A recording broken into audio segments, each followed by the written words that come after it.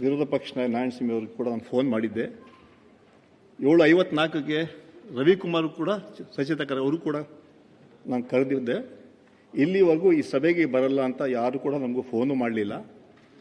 ಸದನ ಯಾಕಂದರೆ 11 ಗಂಟೆಗೆ ಬೆಲ್ ಹಾಕಿದ್ವಿ ನಾವು, ಅಂದರೆ ಹಾಕಬೇಕಾಗತ್ತೆ, ಆದರೂ ಕೂಡ ಯಾರು ಬರಲಿಲ್ಲ. ಅದರಿಂದ ನಾನು ಸದನ ನಡೆಸಬೇಕಾಗ್ತದೆ.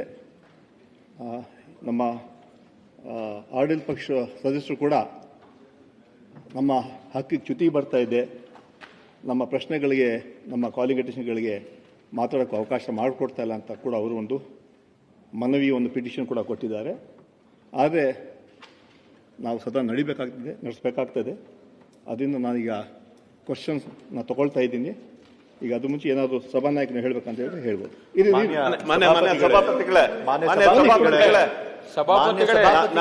ನಮಗೆ ಅವಕಾಶ ರಾಜ್ಯದಲ್ಲಿ ಬೇಕಾದಷ್ಟು ಸಮಸ್ಯೆಗಳಿವೆ. ರಾಜ್ಯ ಇವತ್ತು ಹಿಂದೆಂದೂ ಕಾಣದೇ ಇರುವಂತಹ ಬರ ಪರಿಸ್ಥಿತಿಯಲ್ಲಿ ನರಳುತ್ತಾ ಇದೆ.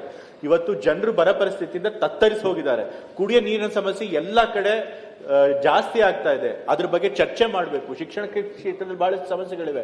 ಎಲ್ಲ MLCಗಳು ಕೂಡ ಅವ್ರವ್ರ ಕ್ಷೇತ್ರದಲ್ಲಿ ಬೇಕಾದ ಸಮಸ್ಯೆಗಳಿವೆ, ಅದನ್ನ ಸದನದಲ್ಲಿ ಚರ್ಚಿಸಬೇಕು ಅಂತ ಹೇಳಿ ಕಾಯ್ತಾ ಇದ್ದಾರೆ. ಆದ್ರೆ ಇವತ್ತು ವಿರೋಧ ಪಕ್ಷದವರು ಇದು ಯಾವುದ್ರ ಬಗ್ಗೆ ಕೂಡ ಚಿಂತೆ ಇಲ್ಲದೆ, ರಾಜ್ಯದ ಬಗ್ಗೆ ಚಿಂತೆ ಇಲ್ಲದೆ, ರಾಜ್ಯದ ಜನರ ಬಗ್ಗೆ ಚಿಂತೆ ಇಲ್ಲದೆ ಸದನ ನಡೆಯೋದಕ್ಕೆ ಅವಕಾಶ ಮಾಡಿಕೊಡ್ತಿಲ್ಲ. ನೀವು ಕೂಡ ಪರಿಪರಿಯಾಗಿ ಅವನ್ನ ಕೇಳ್ಕೊಂಡ್ರಿ. ಕಳೆದ ಒಂದು ವಾರ ಕೂಡ, ಕಳೆದ 5 ದಿವಸಗಳ ಏನು ಸದನ ನಡೀತು, 5 ದಿವಸಗಳ ಅವಕಾಶ ಸದನ ನಡೆಸ್ಕೊಳ್ಬೇಕು ಅಂತ ಹೇಳಿ ಮೊನ್ನೆ BAC ಮೀಟಿಂಗ್ ನಲ್ಲೂ ಕೂಡ ನೀವು ಎಲ್ಲರನ್ನು ಕರೆದು ಅಧಿಕೃತವಾಗಿ ಅವ್ರನ್ನ ಮನವಿ ಮಾಡ್ಕೊಂಡಿದ್ದೀರಿ. ರಾಜ್ಯದ ಮುಖ್ಯಮಂತ್ರಿಗಳು ಮನವಿ ಮಾಡ್ಕೊಂಡಿದ್ದಾರೆ. ನಮ್ಮ ಸಂಸದೀಯ ವ್ಯವಹಾರಗಳ ಸಚಿವರು ಅವ್ರನ್ನ ಮನವಿ ಮಾಡ್ಕೊಂಡಿದ್ದಾರೆ. ಇವತ್ತು ಕೂಡ ನೀವು ಫ್ಲೋ ಮೀಟಿಂಗ್ ಗಳನ್ನ ಕರೆದಿದ್ದೀರಿ. ಒಬ್ರು ಕೂಡ ಬರಲಿಲ್ಲ. ಮುಕ್ಕಾಲು ಗಂಟೆ ನೀವು ಮತ್ತೆ ಸಚಿವರು, ಸಂಸದೀಯ ವ್ಯವಹಾರದ ಸಚಿವರು ಕಾಯ್ದಿದ್ದಾರೆ ಅವ್ರಿಗೋಸ್ಕರ.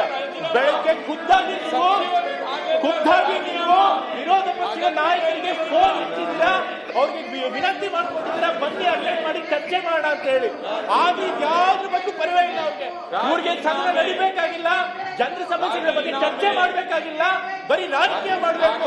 ಇವತ್ತು ವಿಧಾನಸೌಧ ಚಲೋ ಮಾಡಿದ್ದಾರೆ. ಯಾಕೆ ನಿನ್ನೆ ಶನಿವಾರ ಭಾನುವಾರ ಇರಲಿಲ್ಲ, ಸದನ ನಡೀತಿರ್ಲಿಲ್ಲ, ಅವತ್ತು ಮಾಡಬಹುದಾಗಿತ್ತು. ಆದ್ರೆ ಇವತ್ತು ಸದನ ನಡೆಯೋ ದಿವಸ ಮಾಡ್ತಾ ಇದ್ದಾರೆ. ಯಾಕೆ ಇದು ಗೊತ್ತಾಗಿ ಕೇವಲ ರಾಜಕೀಯ ಮಾಡ್ತಿದ್ದಾರೆ ಅಂತ. ದಯವಿಟ್ಟು ನೀವು ಇವರ ಟ್ಯಾಕ್ಟಿಕ್ಸ್ ದಯವಿಟ್ಟು ನೀವು ಸದನ ನಡೆಸಿ. ಸಾಧ್ಯ ಯಾರು ಹೆಚ್ಚು ಗಲಾಟೆ ಮಾಡ್ತಾರೆ ಅವ್ರಿಗೆ ರೂಲ್ ನಂಬರ್ 327 ಮೂಲಕ ಸದನ ಜನಗಳ ಸಮಸ್ಯೆ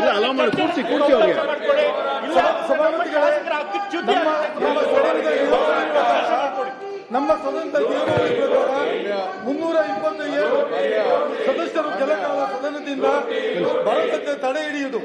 ಸಭಾಪತಿಯವರು ತಾವು ಅವಶ್ಯವೆಂದು ಭಾವಿಸಿದ ಪಕ್ಷದಲ್ಲಿ ಯಾರೇ ಸದಸ್ಯರು ಸಭಾಪತಿಯವರ ಅಧಿಕಾರ ವಿಷಯದಲ್ಲಿ ಲಕ್ಷ್ಯವಿಲ್ಲದೆ ತಿರಸ್ಕಾರ ಮಾಡುತ್ತಾರೋ ಅಥವಾ ಸದನದ ಕಲಾಪಗಳಿಗೆ ಉದ್ದೇಶಪೂರ್ವಕವಾಗಿ ಉದ್ದೇಶಪೂರ್ವಕವಾಗಿ ಅಡಚಣೆ ಉಂಟು ಮಾಡ್ತಾರೋ, ಆ ಸದನದ ನಿಯಮಾವಳಿ ವಿರೋಧ ವರ್ತಿಸ್ತಾರೋ ಆ ಸದನ ಹೆಸರಿಸಿ ಹೊರಗೆ ಹಾಕಬಹುದು ಅಂತ ಇದೆ. ನಾನು ವಿನಂತಿ ಮಾಡ್ತೇನೆ, ಅವ್ರು ಹೊರಗೆ ಹಾಕಿ. 327 ಹೊರಗೆ ಹಾಕಲಿಕ್ಕೆ ಅವಕಾಶ ಇದೆ. ವಿರೋಧ ಪಕ್ಷದ ಹೇಳಿದ್ದಾರೆ. ನಾನು ವಿನಂತಿ ಮಾಡ್ತೇನೆ,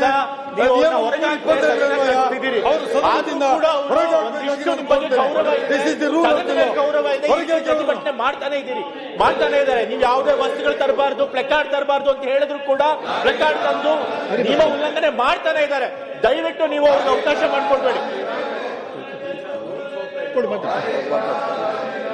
ಅಲ್ಲ, ನೀವು ಮಾತಾಡಿ, ಆಮೇಲೆ ಕೊಡ್ತೀನಿ. ಸಭಾಪತಿಗಳೇ, ಅವಕಾಶಕ್ಕಾಗಿ ಧನ್ಯವಾದಗಳು.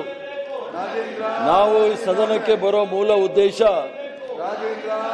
ಬಂದು ಜನರ ಸಮಸ್ಯೆ, ರಾಜ್ಯದ ಸಮಸ್ಯೆಯನ್ನ ಚರ್ಚೆ ಮಾಡ್ಲಿಕ್ಕೆ ಬರ್ತೀವಿ.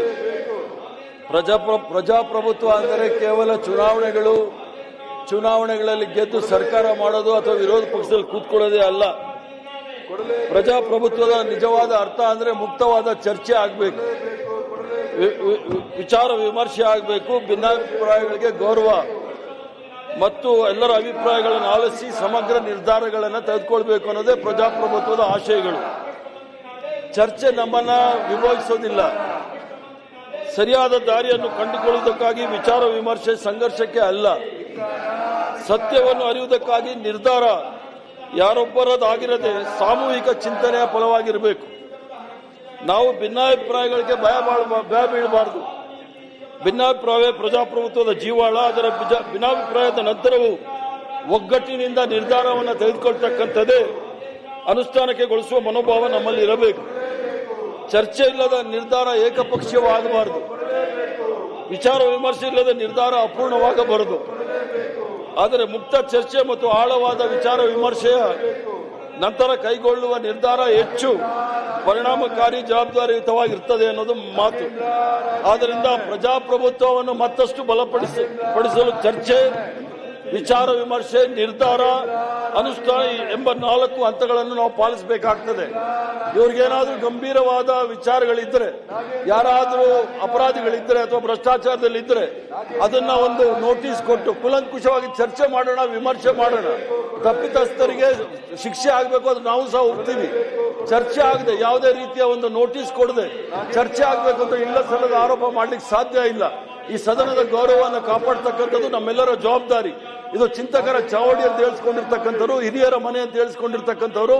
ನಾವು ಬಾಲಿಶ ಚರ್ಚೆಗಳ ಅಥವಾ ಬಾಲಿಶ ಘೋಷಣೆಗಳಿಗೆ ಕೂಡಿದ್ರೆ ಏನೂ ಆಗೋದಿಲ್ಲ. ಆದ್ರಿಂದ ತಮ್ಮ ಮೂಲಕ ಮನವಿ ಏನು ಅಂದ್ರೆ, ಏನು ನಮ್ಮ ಐವಾನ್ ಡಿಸೋಜ ಅವರು ನಿಯಮ 320 ಮೂಲಕ ನಮ್ಮ ಸಭಾ ನಾಯಕರಿಗೆ ಹೇಳಿದ್ದಾರೆ, ಸದನ ನಡೆಸ್ಕೊಳ್ಳಿಕ್ಕೆ ಅವಕಾಶ ಮಾಡಿಕೊಡಿ ಅಂತ ಹೇಳಿ ತಮ್ಮಲ್ಲಿ ನಾನು ವಿನಂತಿ ಮಾಡ್ತೇನೆ. ಅರುಣ್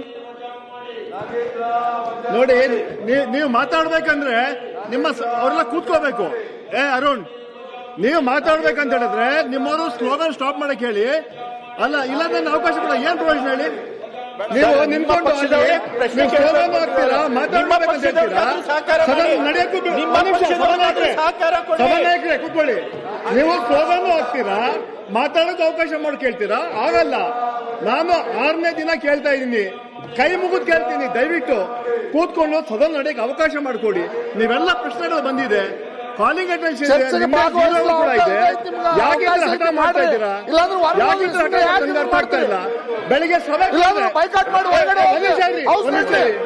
ಬೆಳಿಗ್ಗೆ ಸಭೆ ಕರೆದೆ ನಾನು, ಸಭೆಗೆ ಯಾರು ಬರಲಿಲ್ಲ. ಅರ್ಥ ಆಗ್ಲಿಲ್ಲ. ಯಾಕೆ ಮಾಡಿ ದಿನ ಇದೇ ಮಾಡಿದ್ರೆ ಹೆಂಗೆ ಸರ್? ನೀವೇ ಮಾತಾಡಿ ಸರ್, ನೀವೇ ಮಾತಾಡಿ ಸರ್, ನೀವೇ ಮಾತಾಡಿ ಸರ್, ನಾವು ಕೇಳ್ತೀವಿ. ಕುತ್ಕೊಂಡು ನೀವೇ ಮಾತಾಡಿ ಸರ್.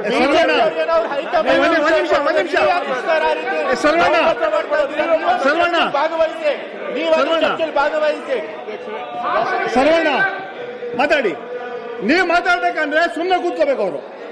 ಅವ್ರು ಸುಮ್ಮನೆ ಕೂತ್ಕೊಂಡು ನೀವೇ ಮಾತಾಡಿ ಸರ್. ನೀವು ಮಾತಾಡೋದು, ಅವ್ರು ಸ್ಲೋಗನ್ ಹಾಕೋದು ಇದು ಸರಿಯಲ್ಲ. ನೀವು ಮಾತಾಡ್ಬೇಕಂದ್ರೆ ಸುಮ್ಮನೆ ಕೂತ್ಕೋಬೇಕು. ಸಭಾಪತಿಗಳ ಮಂತ್ರಿಗಳೇನೋ ಹೇಳ್ಬೇಕು ಅಂತಿದ್ದಾರೆ. ಇಲ್ವಾ? ನೀವಿಲ್ಲ ಮಾತಾಡಲ್ವಾ? ಒಂದ್ ನಿಮಿಷ, ಸರ್ವಣ್ಣ ಕರ್ದಿದ್ದೀನಿ ನಾನು. ಒಂದ್ ನಿಮಿಷ, ಸರ್ವಣ್ಣ ಕರ್ದಿದ್ದೀನಿ. ಸರ್ವಣ್ಣ ಮಾತಾಡ್ಬೇಕಂದ್ರೆ ಎಲ್ಲ ಸುಮ್ಮನೆ ಇರಬೇಕು. ಬಿಡಿ, ಆಯ್ತು, ಮಾತಾಡಿ ಸರ್. ಈಗ ಮಾತಾಡಿ. ಈಗ ಬರದ ಅಧ್ಯಯನದ ಬಗ್ಗೆ ಇವರೇ ಹೋಗವ್ರೆ ಸರ್. ಇವರೇ ಎಲ್ಲ ಕಡೆನೂ ಬರದ ಇನ್ಸ್ಪೆಕ್ಷನ್ ಮಾಡವ್ರೆ, ಕಮಿಟಿ ಮಾಡಿ ರಾಜ್ಯಾದ್ಯಂತ ಮಾಡೋರು. ಅದನ್ನ ಅವ್ರು ಹೇಳ್ಬೇಕಲ್ಲ ಸರ್. ಇದೆ ನೀವೇ ಬರ ಅಧ್ಯಯನ ಮಾಡಿದ್ದೀರಿ, ನೀವೇ ತಾಲೂಕು ಕೇಂದ್ರಗಳಿಗೆ ಹೋಗಿದ್ದೀರಿ, ನಿಮ್ಮ ವಿರೋಧ ಪಕ್ಷದ ನಾಯಕರು, ನಿಮ್ಮ ಮುಖಂಡರುಗಳು ಹೋಗಿದ್ದಾರೆ, ನೀವು ಕಮಿಟಿ ಮಾಡ್ಕೊಂಡು ಹೋಗಿದ್ದೀರಿ. ಅದನ್ನ ಏನ್ ಮಾಡಿದ್ದೀರಿ ಬಂದು ಹೇಳ್ರಿ. ಏನಾಗಿದೆ ರಾಜ್ಯದಲ್ಲಿ ಏನದನ್ನ ಹೇಳ್ರಿ. ನಾವು ಮಾತಾಡೋಲ್ಲ, ನೀವೇ ಮಾತಾಡ್ರಿ. ನೀವೇ ಮಾತಾಡ್ರಿ ಸಮಸ್ಯೆ ಬಗ್ಗೆ. ಶರವಣ ಅವರೇ, ನೀವೇ ಮಾತಾಡ್ರಿ. ಬರ ಏನಾಗಿದೆ ಅನ್ನೋದನ್ನ ನೀವೇ ಮಾತಾಡ್ರಿ. ಬೇಡ ರೀ, ಸುಮ್ಮನೆ ಸಮಯನ ಬಹಳ ಅಮೂಲ್ಯವಾದ ಸಮಯ. ಒಂದೊಂದು ನಿಮಿಷ ನಡೆಸೋದಕ್ಕೂ ಲಕ್ಷಾಂತರ ರೂಪಾಯಿ ಖರ್ಚಾಗ್ತದೆ. ಇಡೀ ಅಧಿಕಾರಿಗಳು, ರಾಜ್ಯದ ಅಧಿಕಾರಿಗಳು ಬಂದು ಕೂತಾವ್ರೆ. ಏನ್ ಹೇಳ್ಬೇಕು ಅಂತ ಇದ್ದೀರಿ ಸಮಸ್ಯೆಗಳು? ಈಗ ನಾವು ಕೇಳ್ತೀವ್ರಿ, ಉತ್ತರ ರವಿ ಒಂದ್ ನಿಮಿಷ